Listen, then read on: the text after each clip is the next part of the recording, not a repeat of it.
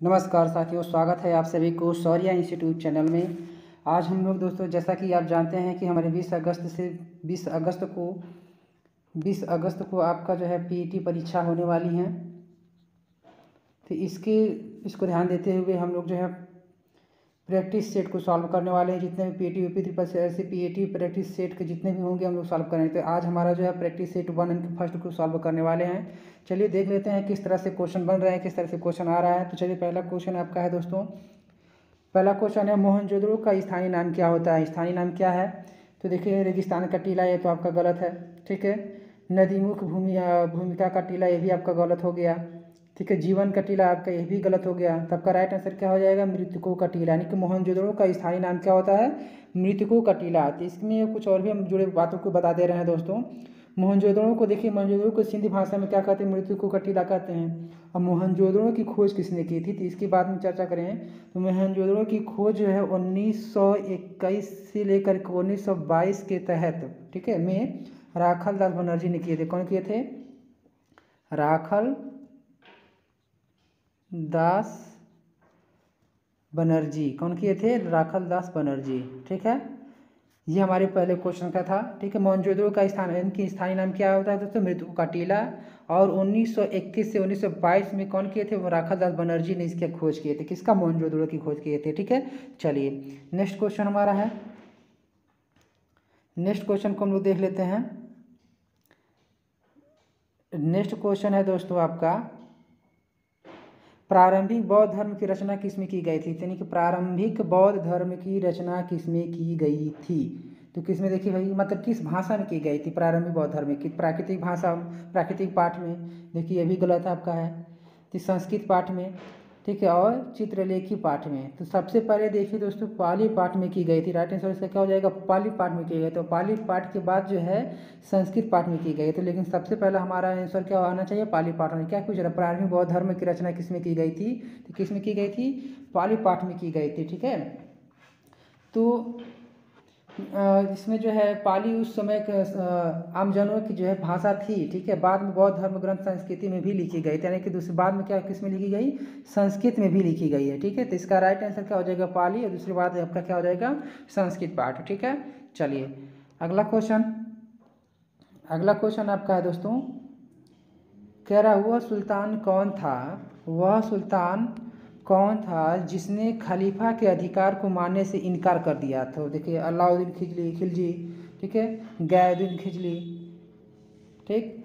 उसके बाद आपका है मोहम्मद बिन तुगलक और कुतुबुद्दीन मुबारक। यानी कि इसका राइट आंसर क्या हो जाएगा? अलाउद्दीन खिलजी। कौन हो जाएगा? अलाउद्दीन खिलजी इसका राइट आंसर हो जाएगा। ठीक है। इसमें अलाउद्दीन खिलजी ऐसे ही व्यक्ति था जो इनके खिलाफ खलीफा के अधिकारों को मानने से इनकार कर दिया था। जबकि इसमें बात ये बताई जा रही है, कुतुबुद्दीन जो मुबारक था, खिलजी स्वयं को जो अपने आप को, कौन? कुतुबुद्दीन मुबारक जो था स्वयं को क्या मानता था? अपने को खलीफा घोषित कर लिया था। ठीक है। इस तरह से बातें थी। चलिए अगला क्वेश्चन हम लोग देख लेते हैं। नेक्स्ट हमारा है, शिवाजी ने कितने बार सूरत को लूटा था? तो इसमें हम बता दे रहे हैं, ऑप्शन को ले देख लेते हैं। 4 बार, 1 बार, 3 बार, 2 बार। तो शिवाजी जो है, शिवाजी 16 यानी कि 1627 से लेकर के 1680 के मध्य, ठीक है, कि ने सूरत में, किसमें? सूरत में। कहाँ पर? सूरत में। ठीक है। यानी कि सूरत में जो है इसको 2 बार लूटा था। कितने बार लूटा था? 2 बार। यानी कि 2 बार लूटा था। ठीक है। 2 बार। और कब कब लूटा था? पहला बार जो है वो, पहला बार 1664 में लूटा गया था, क्योंकि प्रथम बार लूट कब की गई थी? 1664 में की गई थी। उसके बाद जो है दूसरी बार जो है अक्टूबर में 1670 में, यानी कि 1670 में दूसरी बार जो है लूट की गई थी। ठीक, समझ में आ रहा है दोस्तों? चलिए ठीक है, आगे देखते हैं। नेक्स्ट क्वेश्चन आपका है 5वां नंबर क्वेश्चन है। कह रहा है कि भारत में सिपाही विद्रोह की शुरुआत कहाँ से शुरू हुई थी? भारत में, यानी कि कहाँ पे? भारत में। तो देखिए, राजकोटा में, चंपारण है, बरेली, मेरठ। तो इसका राइट आंसर क्या हो जाएगा दोस्तों? मेरठ हो जाएगा। क्या हो जाएगा? मेरठ में। यानी कि मेरठ भारत सिपाही विद्रोह की शुरुआत जो है 1800 कब हुआ था? 1857 में की गई थी। कब की गई थी? 1857 में की गई थी। और कहाँ की गई थी? मेरठ में की गई थी। और किसके विरुद्ध की गई थी? यह ब्रिटिश शासन के विरुद्ध एक सशस्त्र विद्रोह था। कौन था विद्रोह था? सशस्त्र विद्रोह था। किसके विरुद्ध में? ब्रिटिश शासन के। ठीक है, और कब की गई थी? 1857 ईस्वी में भी की गई थी। चलिए नेक्स्ट क्वेश्चन, अगला क्वेश्चन हमारा है, कह रहा कांग्रेस की पहली महिला अध्यक्ष कौन थी? पहली महिला अध्यक्ष कौन थी? क्या श्रीमती एनी बेसेंट, श्रीमती सरोजनी नायडू, और नेक्स्ट हमारा है श्रीमती नेली सेनगुप्ता, अरोड़ा, आसफ अली। तो इसमें राइट आंसर क्या हो जाएगा दोस्तों? इसका राइट आंसर हो जाएगा 6 का इसमें हो जाएगा Shrimati Annie Besant. Shrimati Annie Besant, कौन क्या नाम हो जाएगा? एनी बेसेंट, और श्रीमती एनी बेसेंट। और कब की गई थी भाई? कब अध्यक्ष कब बनी थी? 1917 में कलकत्ता में इस पद की जो है चुनाव किया गया था। कहाँ पे किया गया था? यानी कि कांग्रेस की पहली महिला अध्यक्ष कौन बनी थी? श्रीमती एनी बेसेंट बनी थी। और कब बनी थी? 1917 में बनी थी। और कहाँ पर? कोलकाता में। कहाँ पे? कोलकाता में। ठीक है, कलकत्ता। कहाँ पर? कलकत्ता में बनी थी। ठीक है, चलिए नेक्स्ट अगला क्वेश्चन है, कह रहा महात्मा गांधी ने वर्ष, ठीक है, महात्मा गांधी ने वर्ष किस वर्ष में यानी डैश डैश में नेटाल भारतीय कांग्रेस का गठन किया था? नेटाल भारतीय कांग्रेस का गठन किया था। तो ऑप्शन है आपका, ऑप्शन है महात्मा गांधी ने वर्ष में नेटाल भारतीय कांग्रेस का गठन किया था 1854 और 1863 और 1894, 1874। तो इसका राइट आंसर क्या हो जाएगा दोस्तों? 1894। क्या हो जाएगा? 1894 हो जाएगा। 1894 हुआ। नेटाल में भारतीय कांग्रेस का गठन किया था। यह गठन कब क्यों हुआ था? यह गठन दक्षिण अफ्रीका में भारतीयों के साथ हो रहे क्या भेदभाव के विरुद्ध लड़ने के लिए गठित किया गया था। ठीक है, भेदभाव से हो रहे विरुद्ध के लिए किया गया था। चलिए नेक्स्ट 8वां नंबर क्वेश्चन हमारा है दोस्तों, कह रहा है कैबिनेट मिशन भारत आया था। कैबिनेट मिशन कब भारत आया था? ठीक है, कैबिनेट मिशन कब भारत आया था? 1943 में, 1944 में, 1945 में। इसका राइट आंसर क्या हो जाएगा? 1946 में। कब आया था कैबिनेट मिशन भारत? आया था 1946 में। देखिए ये लॉर्ड मैथिक लॉरेंस के नेतृत्व में, किसके? लॉर्ड मैथिक लॉरेंस के नेतृत्व में मार्च में, कब? मार्च, ठीक है, मार्च 1946 में जो है कैबिनेट मिशन भारत आया था। ठीक है, देखिए इसके जो अन्य दो सदस्य भी थे, इसका नाम था स्टैफोर्ड और क्रिप्स एवं A.B. अलेक्जेंडर भी था। ठीक है, तो इसके साथ 2 लोग और भी आए थे। चलिए नेक्स्ट क्वेश्चन,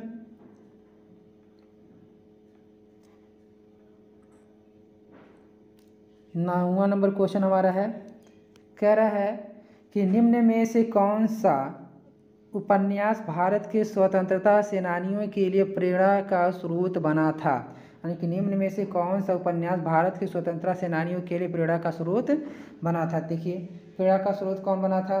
ठीक है, परीक्षा गुरु, आनंद मठ, रंगभूमि और पद्मराग, यानी कि पद्म राग। तो इसका राइट आंसर क्या हो जाएगा? आनंद मठ बनाते हैं। यानी कि निम्न में से, यहाँ पे निम्न होगा, निम्न में से कौन सा उपन्यास भारत के स्वतंत्रता सेनानी के लिए प्रेरणा का स्रोत बना था? तो क्या है? आनंद मठ। क्या था? आनंद मठ। तो देखिए बंकिम चंद्र चटर्जी द्वारा रचित आनंद मठ, यानी कि बंकिम चंद्र चटर्जी द्वारा क्या है, किसके द्वारा रचित किया गया है? बंकिम चंद्र चटर्जी। किसके द्वारा? बंकिम चंद्र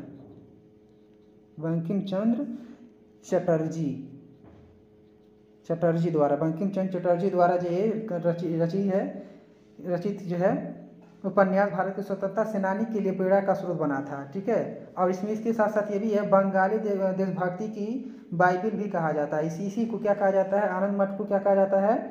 देशभक्ति की, यानी कि बंगाली देशभक्ति की बाइबिल भी कहा जाता है। चलिए नेक्स्ट अगला क्वेश्चन हमारा है 10 नंबर, 9 नंबर तो हो गया। चलिए 10 नंबर क्वेश्चन हमारा है,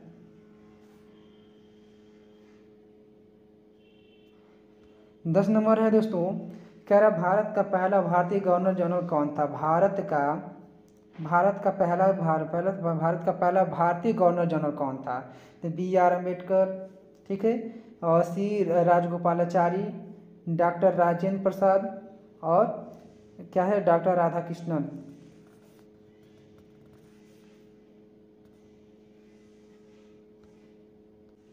ठीक है, तो इसमें राइट आंसर क्या हो जाएगा? देखिए दोस्तों, श्री राजगोपालाचारी। क्या हो जाएगा राइट आंसर? श्री राजगोपालाचारी। तो इसमें बता दे रहे हैं श्री प्रथम की स्वतंत्रता भारत के प्रथम गवर्नर जनरल लॉर्ड कौन थे? माउंटबेटन थे। जबकि स्वतंत्रता भारत के दूसरे और प्रथम भारतीय गवर्नर जनरल श्री राजगोपालाचारी थे। तो प्रथम कौन थे दोस्तों? प्रथम थे माउंटबेटन। कौन थे प्रथम? कौन थे? माउंटबेटन। कौन थे? माउंटबेटन थे। और दूसरे जो भारतीय गवर्नर जनरल प्रथम भारतीय कौन थे? श्री राजगोपालाचारी थे। ठीक है, प्रथम भारतीय। इसके बाद अगला क्वेश्चन नंबर 11 है। कुल क्षेत्रफल के संदर्भ में विश्व के सबसे बड़ी देशों में भारत की स्थान पर है? किस स्थान पर है? तो क्षेत्रफल की दृष्टि से अगर देखा जाए तो भारत किस स्थान पर है? 7वां है, 6वां स्थान पे, 5वां स्थान पे, 7वां, चौथा स्थान पे। तो इसका राइट आंसर क्या हो जाएगा दोस्तों? कि 7वें स्थान पे। यानी कि कुल क्षेत्रफल के संदर्भ में विश्व के सबसे बड़ी देशों में भारत की किस स्थान पर है? 7वें स्थान पर। और जनसंख्या में अगर कहा जाए तो दूसरे स्थान पर है। और जनसंख्या में अगर कहा जाए तो पहले स्थान पर कौन सा है? चीन है आप दोस्तों। ठीक है, और जनसंख्या के अनुसार अगर दूसरे स्थान पर हमारा क्या है तो ये अपना क्या है? भारत है। ठीक है, और इसके साथ साथ बता दे रहे हैं कि कुल क्षेत्रफल में संदर्भ में विश्व के सबसे बड़ा देशों में भारत 7वें स्थान पर है। जबकि जनसंख्या दृष्टि से दूसरे स्थान पर है। ये तो आपको बता दिया। जनसंख्या की दृष्टि पर जो है पहले स्थान पे कौन है? चीन है। ठीक है, चलिए नेक्स्ट नंबर आपका क्वेश्चन है, निम्नलिखित में से कौन सा एक मोरदार पर्वत का एक उदाहरण नहीं है? तो नहीं है मतलब मोरदार, तो देखिए हिमालय, रॉकी, अरावली और एंडीज। ठीक है, तो क्या है, निम्नलिखित में कौन सा एक मोरदार पर्वत का एक उदाहरण नहीं है? तो नहीं है, इसमें हमको देखना है। ठीक है, तो क्या है, देखिए यहाँ की अरावली पर्वत एक अवशिष्ट पर्वत है। तो यानी कि यहाँ पे क्या है? एक मोरदार पर्वत नहीं है। क्या इसका राइट आंसर क्या हो जाएगा? अरावली। तो अरावली पर्वत क्या एक अवशिष्ट पर्वत है का उदाहरण है। जबकि जो है रॉकी, ठीक है, हिमालय और एंडीज पर्वत, ये तीनों जो है श्रृंखला मोरदार पर्वत हैं। ये तीनों जो यानी कि ये तीनों जो क्या हैं? ये और ये आपका तीनों क्या है? मोरदार पर्वत हैं। जबकि अरावली क्या है? अरावली एक अवशिष्ट पर्वत है। ठीक है, चलिए नेक्स्ट 13 नंबर क्वेश्चन हमारा क्या कह रहा है? कह रहा है कि हुंडरू जलप्रपात किस नदी पर है? हुंडरू जलप्रपात किस नदी पर है? तो क्या है? सूर्यरेखा नदी और कृष्ण नदी, गोदावरी नदी और कावेरी नदी। तो इसका राइट आंसर क्या हो जाएगा दोस्तों? सूर्यरेखा नदी। क्या हो जाएगा? सूर्यरेखा नदी। यानी कि हुंडरू जलप्रपात किस नदी पर है? सूर्यरेखा नदी पर। ठीक है, यह झारखंड राज्य में रांची के निकट अवस्थित है। कहाँ पे है? झारखंड राज्य में जो है निकट अवस्थित है। ठीक है, रांची में अवस्थित है। ठीक है, चलिए अगला क्वेश्चन है नेक्स्ट, कह रहा है कि ग्रैंड कैनियन किस नदी पर है? ग्रैंड कैनियन किस नदी पर है? ठीक है, ग्रैंड कैनियन किस नदी पर है? ठीक है, तो ये है देखिए मिसिसिपी। इसका मिसिसिपी दिया है, कोलोराडो दिया है, कोलंबिया दिया है और ओहायो दिया है। तो इसका राइट आंसर क्या हो जाएगा? कोलोरेडो। क्या हो जाएगा? कोलोरेडो। ठीक है, ग्रैंड कैनियन संयुक्त राज्य अमेरिका में कोलोराडो नदी पर स्थित है। कहाँ पर स्थित है? अमेरिका में कोलोराडो नदी पर स्थित है। ठीक है, अमेरिका में। ठीक है, कोलोराडो नदी अमेरिका के पश्चिमी राज्य के कैलिफोर्निया, कहाँ पे? कैलिफोर्निया में प्रवाहित होता है। कहाँ पे प्रवाहित होता है? कैलिफोर्निया में। ठीक है, मैक्सिको से होते हुए कहाँ पे जाता है? प्रशांत महासागर में गिर जाता है। कौन? कोलोराडो नदी। ठीक है, चलिए 15 नंबर क्वेश्चन हमारा क्या? निम्नलिखित में से कौन सा देश संसार यूरेनियम का सबसे बड़ा उत्पादक है? तो सबसे बड़ा उत्पादक कौन सा है? कजाकिस्तान है। कौन है? देखिए क्या है कि वर्ष 2019 में संदर्भ में कजाकिस्तान प्रथम स्थान पर। ठीक है, कजाकिस्तान क्या है? वर्ष 2019 में, यानी कि वर्ष जो है 2019 में जो है काजाख्स्तान कहाँ पर है, प्रथम स्थान पर है, जबकि कनाडा द्वितीय स्थान पर। कनाडा किस स्थान पर है, कनाडा यानी कनाडा हमारा क्या है, दूसरे स्थान पर, तृतीय स्थान पर है, ठीक है, तृतीय स्थान पर है। और प्रथम स्थान पे कौन है, काजाख्स्तान है, ठीक है। और तथा ऑस्ट्रेलिया जो इसमें है, ऑस्ट्रेलिया हमारा जो है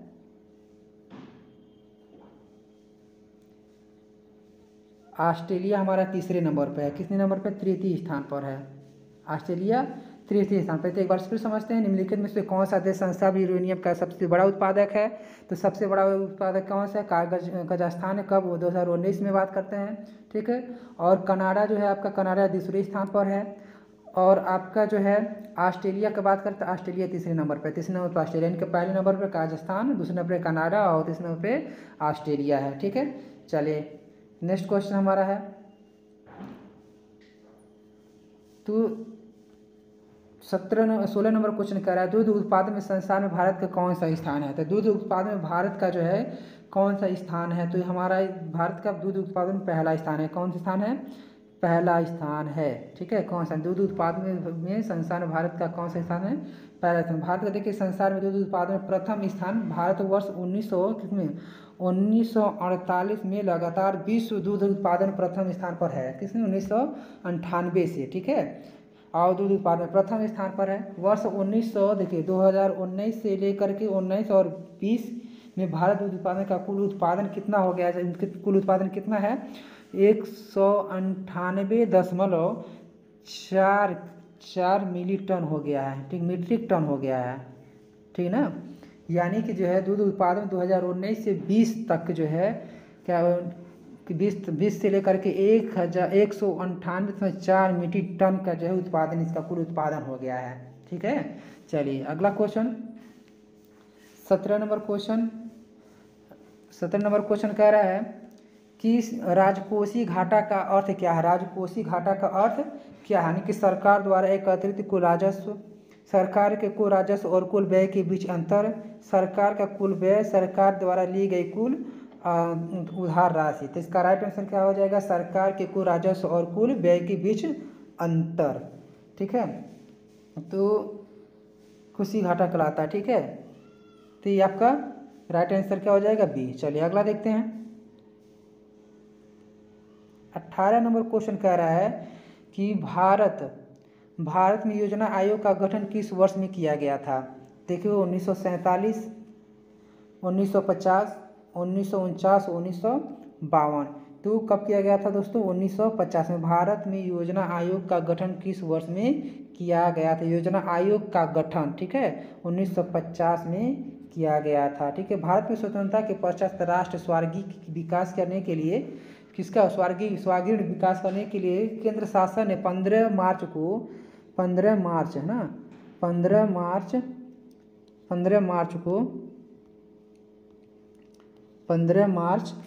1950 को योजना आयोग की स्थापना की, ठीक है। किसना, योजना आयोग की स्थापना की गई, ठीक है। और 1 जनवरी 2015 से योजना आयोग की जगह नीति आयोग ने ले ली है, ठीक है। चलिए, और वर्तमान में देखिए नीति आयोग का उपाध्यक्ष कौन है दोस्तों, वर्तमान में नीति आयोग का उपाध्यक्ष कौन है, नीति आयोग में कौन है, डॉक्टर राजीव कुमार। कौन है, डॉक्टर राजीव कुमार। तो अगर वर्तमान में अगर कहा जाए, वर्तमान नीति आयोग के उपाध्यक्ष कौन है, डॉक्टर राजीव कुमार है। एवं सीईओ कौन है, और सीईओ कौन है, सीईओ कौन है, अमिताभ कांत। कौन है, अमिताभ कांत। कौन है, अमिताभ कांत हैं, ठीक है। चलिए अगला 19 नंबर क्वेश्चन, भारत में राष्ट्रीयकृत बैंकों की संख्या कितनी है। राष्ट्रीयकृत बैंकों की संख्या कितनी है, तो भारत में राष्ट्रीयकृत बैंकों की संख्या कितनी है भैया, 12 है। कितनी है, 12 है। तो भारत में देखिए स्टेट बैंक ऑफ इंडिया सहित कुल राष्ट्रीयकृत बैंकों की संख्या कितनी हो गई है, 12 हो गई हैं। चलिए 20 नंबर को, मिश्रित अर्थव्यवस्था का तात्पर्य क्या है। मिश्रित अर्थव्यवस्था का तात्पर्य क्या है, तो देखते हैं ऑप्शन में क्या दिया है। ऑप्शन आपका दिया है कि लघु एवं बृहद दोनों उद्यमों की विद्यमानता, निजी एवं सार्वजनिक दोनों क्षेत्रों की विद्यमानता, ठीक है, निजी एवं सार्वजनिक दोनों क्षेत्रों की विद्यमानता, यानी कि प्राथमिक एवं द्वितीयक दोनों क्षेत्रों का विद्यमानता, उपयुक्त में से कोई नहीं। तो आपका राइट आंसर क्या हो जाएगा दोस्तों, बी हो जाएगा, निजी एवं सार्वजनिक दोनों क्षेत्रों की विद्यमानता। ठीक है, देखिए क्या है कि यानी कि ऐसी अर्थव्यवस्था जिसमें निजी एवं सार्वजनिक दोनों क्षेत्र विद्यमान होते हैं, ठीक है, मिश्रित अर्थव्यवस्था कहलाती है। भारतीय अर्थव्यवस्था मिश्रित अर्थव्यवस्था का एक प्रमुख उदाहरण होता है। चल ठीक है, चलिए अगला क्वेश्चन नंबर 22 क्या कह रहा है दोस्तों। क्वेश्चन नंबर 22 कह रहा है संविधान सभा ने भारत के संविधान को यानी कि को कब अंगीकृत किया गया था, को कब अंगीकृत किया था, यानी कि संविधान सभा ने भारत के संविधान को यानी को कब अंगीकृत किया। ठीक है, तो देखिए 26 जनवरी 1947, 26 जनवरी 1947 दिया है। उसके बाद दिया है 26 जनवरी 1950, 26 जनवरी 1946 और 26 नवंबर 1949। तो आपका राइट आंसर क्या हो जाएगा दोस्तों, 26 नवंबर 1949 आपका राइट आंसर हो जाएगा। देखिए संविधान सभा ने भारत के संविधान को 26 नवंबर 1949 को अंगीकृत किया तथा 26 जनवरी देखिए 26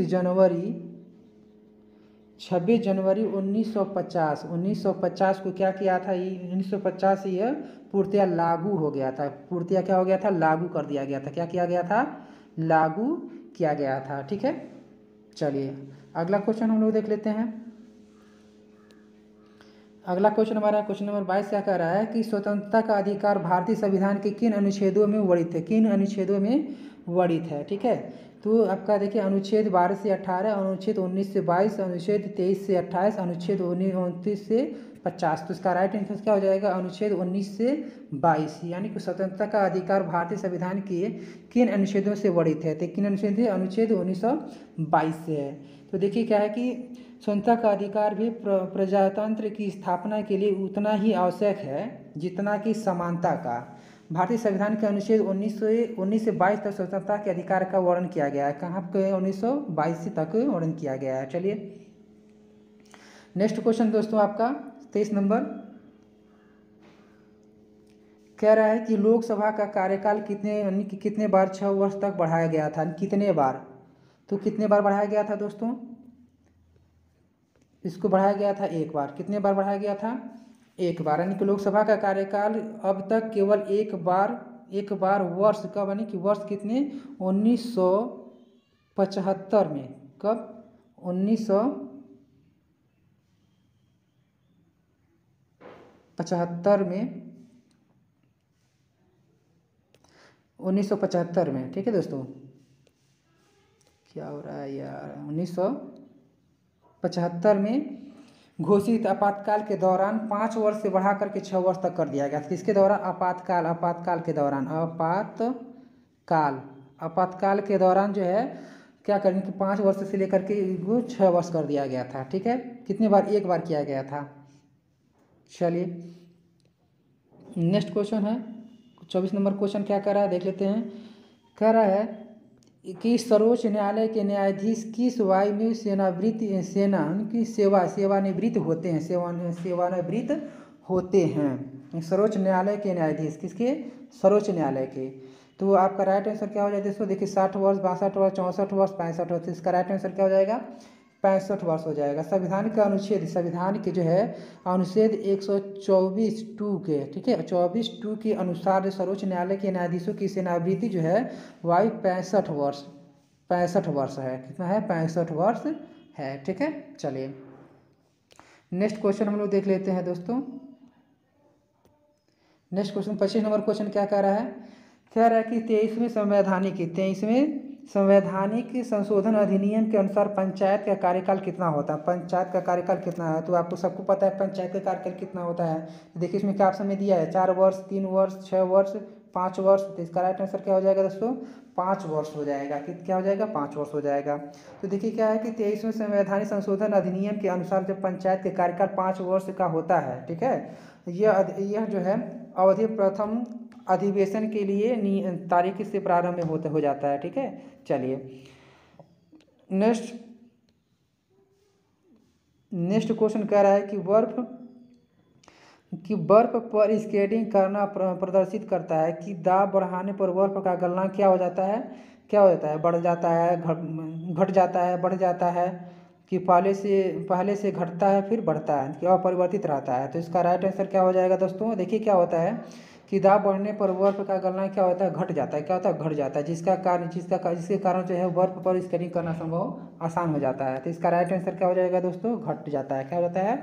घट जाता है। ठीक है, चलिए नेक्स्ट क्वेश्चन हमारा दोस्तों 27 नंबर क्या कर रहा है कि निम्नलिखित में से किसने इलेक्ट्रॉन का आविष्कार किया था? इलेक्ट्रॉन का आविष्कार किसने किया था? तो आप सभी जानते हैं दोस्तों, ये तो हम लोग कई बार साइंस में पढ़ चुके हैं और बहुत शुरू से 9th और हाई स्कूल से हम लेकर पढ़ते आ रहे हैं। तो निम्नलिखित में से इलेक्ट्रॉन का आविष्कार किसने किया था दोस्तों? सब आप देख सकते हैं। पहले ऑप्शन क्या दिया है? आर्किमिडीज, रुआल, मानुसन, जे थॉमसन, यानी कि और रोज डीजल, यानी कि इसका राइट आंसर क्या हो जाएगा? जे थॉमसन ने। ठीक है, तो देखिए इलेक्ट्रॉन की खोज जे थॉमसन ने 1897 में किया था। 1897 में किया था। और इलेक्ट्रॉन का आवेश कितना बताया गया था? 1.6 × 10⁻⁻19 कूलाम के। ठीक है, -19 कूलाम। ठीक है, चलिए नेक्स्ट 28 नंबर क्वेश्चन क्या कह रहा है? शुष्क बर्फ किसका ठोस रूप है? शुष्क बर्फ किसका ठोस रूप है? तो देखिए अमोनिया का, कार्बन डाइऑक्साइड का, नाइट्रोजन का और ऑक्सीजन का। तो नाइट्रोजन ऑक्सीजन का तो एकदम नहीं हो सकता है फाइनली। तो अमोनिया का और कार्बन डाइऑक्साइड का, इन्हीं दोनों में से क्या हो सकता है? आपका हो जाएगा कार्बन डाइऑक्साइड, यानी कि शुष्क और कार्बन डाइऑक्साइड का ठोस रूप है। यह गैस अग्निशमन में प्रयुक्त होता है। किसमें? अग्निशमन में प्रयुक्त होता है, इसीलिए क्या होता है? कार्बन डाइऑक्साइड जो है शुष्क बर्फ का ठोस रूप है। शुष्क बर्फ का ठोस रूप है। ठीक है, चलिए अगला क्वेश्चन, मानव शरीर में पाचन तंत्र का सबसे लंबा हिस्सा कौन सा है? तो देखिए ये बायोलॉजी का क्वेश्चन है। तो मानव शरीर में पाचन तंत्र का सबसे लंबा हिस्सा कौन सा होता है? देखिए अग्नाशयी वाहिनी दिया है, छोटी आंत, बड़ी आंत, ग्रसिका। तो इसका राइट आंसर क्या हो जाएगा दोस्तों? राइट आंसर हो जाएगा छोटी आंत। क्या हो जाएगा? छोटी आंत। देखिए मानव शरीर में पाचन तंत्र का सबसे लंबा हिस्सा छोटी आंत होता है। ठीक है, होती है। अब देखिए इसकी लंबाई क्या होती है? इसकी लंबाई जो है 6.5 से लेकर के 7.5, यानी कि 6.5 से लेकर 7.5 मीटर तक होता है। क्या होता है? मीटर होता है, लगभग होता है। ठीक ना, चलिए 30 नंबर क्वेश्चन क्या कह रहा है? कह रहा है 13 नंबर क्वेश्चन, ओ नो यार, ठीक है चलिए देखते हैं। लाल रक्त कोशिकाओं के निर्माण के लिए शरीर का कौन सा अंग जिम्मेदार होता है? लाल रक्त कोशिकाओं के शरीर में, ठीक है, शरीर में निर्माण के लिए शरीर का कौन सा अंग जिम्मेदार होता है? जैसे क्या? मस्तिष्क हो गया आपका, और फेफड़े, अस्थिमज्जा और हृदय। तो इसमें देखिए क्या होता है? लाल रक्त कोशिका शरीर में हीमोग्लोबिन की सहायता से, ठीक है, ऑक्सीजन का परिवहन शरीर में जो है विभिन्न ऊतकों का कोशिकाओं तथा करती है। ठीक है, इनका निर्माण जो अस्थिमज्जा यानी कि हड्डी का मध्य भाग में होता है। तो इसका राइट आंसर क्या हो जाएगा? अस्थिमज्जा हो जाएगा। क्या हो जाएगा इसका राइट आंसर? अस्थिमज्जा। ठीक है, ऑक्सीजन परिवहन करने के लिए। ठीक है, चलिए 31 नंबर क्वेश्चन देखिए क्या कह रहा है दोस्तों। 31 नंबर क्वेश्चन कह रहा है कि देखिए मैथ का क्वेश्चन है। तो 60 तथा 80 के बीच आने वाली सभी अभाज्य संख्याओं का योग कितना होता है? तो चलिए इसको क्वेश्चन को हम लोग सॉल्व करते हैं। तो 60 तथा 80 के बीच आने वाले सभी कौन सा संख्या? अभाज्य संख्या। क्या पूछ रहा है? अभाज्य संख्या। तो अभाज्य संख्या कौन होती है? जो किसी से 2 से नहीं कटता है, 3 से, किसी भी संख्या से न कटे। ठीक है, तो सबसे पहले आप देखिए 60 से 80 के बीच पर, अति छोटा यूनिट है तो हम चाहे इसको हम लिख सकते हैं। तो आपका देखिए पहला क्या हो जाएगा? 60 के बाद क्या आ जाएगा? देखिए 61 हो गया, प्लस 61 के बाद क्या हो जाएगा? 67 आ जाएगा। 67 के बाद दोस्तों क्या हो जाएगा? 71। 71 के बाद क्या होगा? 73। ठीक है, 73 के बाद क्या आ जाएगा? 79। ठीक है, यानी कि अब 79 के बाद 81 आ जा रहा है। यानी कि कितने? 1 2 3 4 5 हैं। अब इसको जोड़ लेते हैं। तो देखिए 7 1 8, 8 1 9, 9 9 9 9 2 9 3 12, 12 और 9 1, 12 और 9 कितना हो जाएगा? 21 को 1 हो जाएगा। ठीक है, कैरी 2। और देखिए यहाँ पे 6 12 12 और 7 कितना हो जाएगा 19। 12 और 7 19, 19 और 2 हासिल कितना हो गया 21, 21 और 7 कितना हो जाएगा 28, 28 और 7 कितना हो जाएगा 35।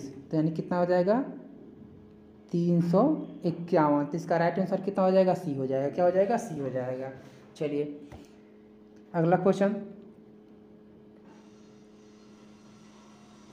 अगला क्वेश्चन कह रहा है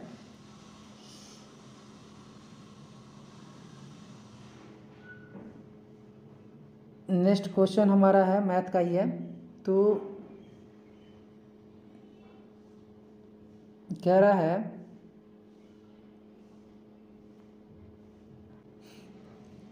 अगला क्वेश्चन है दोस्तों कह रहा है यदि a बराबर b बराबर c बराबर d बराबर 5 है तो 3a plus 4c/3b plus 4d किसके बराबर होगा। तो कुछ नहीं दोस्तों, आप सीधे सीधे आप लिख सकते हैं a by a upon b equal to एक बार 5/1 लिख सकते हैं। तो सीधे सीधे देख सकते हैं a का मान कितना हो जाएगा 5, a का मान कितना हो जाएगा 5 हो जाएगा और b का मान कितना हो जाएगा 1। तो इसी प्रकार जो है c अपन क्या लिख सकते हैं d, तो लिख सकते हैं 5/1। तो यानी कि c का मान कितना हो जाएगा 5 और d का मान कितना हो जाएगा a 1 हो जाएगा। तो इस तरह से हम क्या करेंगे इसमें हम रखेंगे यानी कि 3/3a प्लस 4c अपन हो जाएगा आपका 3b प्लस 4d। ठीक है, तो यहाँ पे सीधे सीधे इस पर हम रखेंगे। अब तो यहाँ पे देखिए 3a यानी कि a का वैल्यू कितना है 5 दिया है, तो यानी कि 3 × 5 कर लेंगे, 3 × 5 प्लस 4 × c की वैल्यू कितनी है, c की वैल्यू भी 5 हो जाएगा। अपन में क्या लिख सकते हैं 3 और देखिए b की वैल्यू कितना दिया है 1 दिया है, तो कोई फर्क नहीं पड़ता है उतना ही हो जाएगा। 4d की वैल्यू 1 है तो 1 यहाँ पे कितना हो जाएगा 4 लिख सकते हैं। अब देखिए क्या ना 5 नहीं है 15 हो गया आपका, यानी कि आपका 15 हो गया और प्लस ये 5 का 20 ये आपका हो जाएगा। आप पानी क्या लिख सकते हैं, लिख सकते हैं हम 4 3 7। अब इसको हम जोड़ देंगे तो कितना हो जाएगा 35। तो 35 अपन क्या लिख सकते हैं 7। तो 7 × 5 = 35 का, तो इसका राइट आंसर क्या हो जाएगा 5 हो जाएगा। क्या हो जाएगा 5 हो जाएगा। तो उसमें देख लेते हैं दोस्तों राइट आंसर यहाँ पे 5 दिया हो। ठीक है, चलिए नेक्स्ट अगला क्वेश्चन क्या है। अगले क्वेश्चन को थोड़ा हम लोग समझते हैं। ठीक है, चलिए नेक्स्ट हमारा है कह रहा है जिस लघुत्तम पूर्ण संख्याओं को यानी कि कितना यानी कि 5 9 5 3 5 से गुणा करने पर पूर्ण वर्ग संख्या बनती है, वह संख्या x है। तो x की अंकों का योग क्या होगा। तो क्या करना है दोस्तों, इसका जो है 5 9 5 3 5 का क्या करेंगे गुणनखंड कर लेंगे। क्या करेंगे गुणनखंड करेंगे। तो गुणनखंड जब करेंगे हम तो इसमें जो है कुछ इस तरह के गुणनखंड आएंगे 3 × 3 × 3, ठीक है, × 3 × 5 × 7 × 7। तो देखिए इसका पेयर बन जा रहा है। ठीक है, और एक 3 और यहाँ पे आ जाएगा। तो यहाँ पे इसका पेयर बन गया, इसका पेयर बन गया। तो किसका पेयर नहीं बन रहा है 3 और 5 का पेयर नहीं बन रहा है, यानी कि इसमें हम 3 का और इसमें 5 का और यानी कि मल्टीप्लाई कराएंगे तो 5 नहीं 15 हो जाएगा। तो 15 वह x की संख्या वह संख्या है जिसे हम क्या करेंगे से गुणा कराने पर योग कितना होंगे योग का योग हो जाएगा। ठीक है, अब देखिए अब ये 15 आ रहा है तो x की वैल्यू 15 आ रहा है। अब इसमें करना क्या है तो इसका योग पूछ रहा है, तो नहीं क्या x के अंकों का योग क्या होगा। तो यानी कि 5 यानी कि x का हमारा कितना x की वैल्यू हमें कितना मिल गई है 15 मिल गई है। x की वैल्यू कितनी मिल गई 15 मिल गई है। तो 1 + 5 बराबर कितना हो जाएगा 6। तो इसका राइट आंसर हम लोग देखते हैं। तो 6 है क्या इसमें, तो इसमें 9 दिया हुआ है 5 दिया हुआ है 7 दिया और 6 दिया हुआ है। तो राइट आंसर इसका क्या हो जाएगा 6 हो जाएगा। ठीक है, चलिए नेक्स्ट क्वेश्चन है आपका कह रहा है कि किसी संख्या में 35% की वृद्धि हुई, फिर 30% की कमी हुई, फिर दोबारा 30% की कमी हुई, संख्या में कितने प्रतिशत शुद्ध यानी कि वृद्धि कमी निकटतम पूर्णता तक ही निकालना है। ठीक है, तो चलिए देखते हैं। तो यहाँ पे कि मान लीजिए दोस्तों कि मानव संख्या क्या है 100 रुपया है, मानव संख्या क्या है 100 है। ठीक है, तो 30% की वृद्धि के बाद 30% वृद्धि के बाद क्या हो जाएगा 130 हो जाएगा। क्लियर। ठीक है। अब क्या है, 30% कमी के बाद संख्या, तो 30% कमी के बाद संख्या, हम 30% की कमी की संख्या निकालेंगे तो 130 गुणे कितना 100 में हुआ ना, तो 70 बटे कितना लिख लेंगे 100। ठीक है, इसको जब हम काटेंगे तो कितना आ जाएगा 93 तो वह संख्या में क्या मिल गई 91 मिल गई। ठीक है, इसके बाद पुनः क्या किया जा रहा है, पुनः फिर भी नहीं कि तो उसके बाद भी क्या किया जा रहा है, 30% की कमी के प्रश्न की संख्या में कितने प्रतिशत शुद्ध वृद्धि कमी निकटतम के निशान निकलता है। फिर क्या रहा है 30% की बाद संख्या इतना यानी कि 91 फिर हो जाएगा, फिर 91 गुणे हम क्या करेंगे 70 बटे में 100, फिर कमी कर की जा रही है तो इससे कैंसिल, तो या फिर कितना आ जाएगा आपका, आ जाएगा 6 पॉइंट यानी कि 63.7 आ गया। तो यानी कि कमी आ रही है कि वृद्धि आ रही है, यानी कि देखिए क्या हो रही है कि कमी आ रही है, तो 100 में से आप क्या करेंगे इसको सब्ट्रैक्शन करेंगे तो आपका आ जाएगा 36.3 यानी कि कितनी की कमी आ रही है, यानी कि अभिष्ट कमी कितना हो जाएगा नियर अबाउट आप ले सकते हैं 36 यानी कि 36 की वृद्धि नहीं कमी हो रही, सॉरी नहीं कमी हो रही है, क्या हो रही है कमी हो जा रही है। ठीक है, चलिए 35 नंबर क्वेश्चन हम लोग देख लेते हैं। तो ये आपका औसत का क्वेश्चन है, तो औसत के क्वेश्चन को हम लोग सॉल्व करते हैं। चलिए देखते हैं क्या कर रहा है, कहें यदि 35 संख्याओं का औसत 22 है, ठीक है, पहली 17 संख्याओं का औसत 19 है और अंतिम 17 संख्याओं का औसत 20 है, तो 18वीं संख्या ज्ञात करना है। तो 18वीं संख्या में निकालें, तो कुछ नहीं दोस्तों, सीधे सीधे आपको क्या करना है, 35 संख्याओं का औसत 22 है, तो यहाँ पे क्या करेंगे 35 गुणे 22, तो 35 का जब गुणा कराएंगे तो 770 आपका आ जाएगा। ठीक है, उसके बाद आपका कह रहा है कि प्रथम 17 संख्याओं का औसत, प्रथम 17 संख्याओं का औसत कितना दिया 19, तो 17 गुणे क्या करेंगे 19 कर लेंगे तो कितना आ जाएगा आपका 323 आ जाएगा। ठीक है, अब देखिए अंतिम 17 संख्याओं का औसत कितना कह रहा है 20 कह रहा है, तो अंतिम 17 संख्याओं का औसत, अंतिम 17 संख्याओं का औसत 20 कह रहा है, तो अंतिम संख्याओं का कह रहा है, तो करना कुछ नहीं है, तो अंतिम 17 संख्या तो 17 गुणे क्या कर लेंगे 20, तो इसका जब गुणा कराएंगे तो आपका कितना हो जाएगा दोस्तों 340, तो क्या करेंगे 340 और 373 को जोड़ करके हम क्या करेंगे टोटल में से सब्ट्रैक्शन कर देंगे, तो कितना हो जाएगा दोस्तों, इसको जोड़ेंगे तो कितना आ जाएगा 663, यानी कि 323 को और 340 को ऐड करेंगे तो 363 आ जाएगा, और हमारा टोटल कितना है 770, तो 770 में से 663 को जब हम घटाएंगे तो आपका आ जाएगा 107, तो इसका राइट आंसर क्या हो जाएगा दोस्तों 107 हो जाएगा। ठीक है, चलिए तो आशा करते हैं दोस्तों, उम्मीद है कि आपको ये सारे क्वेश्चन समझ में आए होंगे, और अगर सर दोस्तों हमारे चैनल को सब्सक्राइब नहीं किए हैं तो सब्सक्राइब कर लिए, बेल आइकन को प्रेस कर लीजिए। आज के लिए इतना ही, और नेक्स्ट अगला जो है 35 क्वेश्चन नेक्स्ट वीडियो में हम लोग देख लेंगे। ठीक है, उसके बाद 35 के बाद जितने 70 क्वेश्चन हो जाएंगे, 70 क्वेश्चन के बाद 40 क्वेश्चन जो बचेंगे हमारे DIY के जो क्वेश्चन होंगे उसको जो है नेक्स्ट वीडियो में हम लोग देख लेंगे। ऐसे जो हम 3 पार्ट को लेकर के आ रहे हैं। ठीक है, 3 पार्ट में जो है हम फर्स्ट यानी कि P3 PET के जो है प्रैक्टिस सेट 1 को हम 3 पार्ट में सॉल्व करेंगे। ठीक है दोस्तों, ठीक है, तब तक के लिए धन्यवाद, टेक केयर, बाय बाय, नमस्कार।